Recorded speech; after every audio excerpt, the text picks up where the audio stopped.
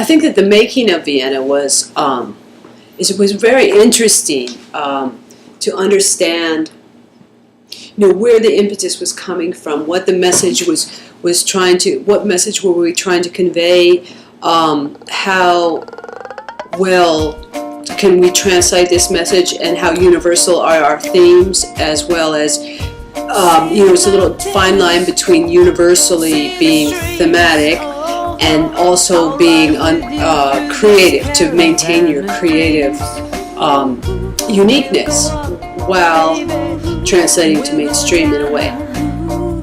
It's commercial in its way that it does have an audience, and oftentimes you need to sort of like find the people who are drawn to the project and the music, but also the originality is really an interesting thing, I think. I mean, that to me is the draw, is, to find, and I've been around long enough now, so, this is the 4th CD I've done, and this, again, is a collaboration with Jerry Dimmer, Dim Dim, so it's Diana Berry and Dim Dim, and the two of us have very unique voices on our own, but when we come together, we create a unique voice in itself as two.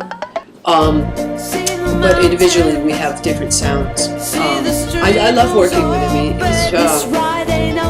He's very genius. He's very creative, and we complement each other very well. And so it's sort of like putting, somebody intense person next to a comic book guy. His music is very soothing, and my lyrics are very somewhat intense at certain times, but it really works very well, so we're really lucky to have found each other. He found me, actually. He sent me a MySpace, and sent me a track and said, can you collaborate with this? Can we make a song together? And the first song that we did was on the World Divine album called Wind Up, which was a song that I adore. It's a very intense song about relationships and how they serve one another, and what you're willing to do to make it work, and who you're willing to be, stuff like that. And it's stuff I love. I love the the romanticism of rock, and and I sort of come from the school of Emily Bronte and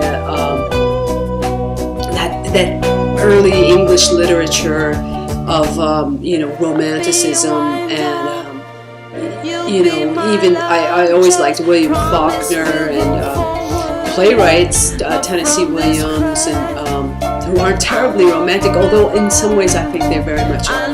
And like even someone like Edgar Allan Poe, who is so, oh my God, intense. Who actually, the studio where I record is very close to where Edgar Allan Poe used to live, and also Edna Vincent. What's her name? Edna Vincent Millay, and I always get that name wrong. Edna St. Vincent. You know who I'm talking about. Poetess. Anyway, thanks. And there was this. Yeah.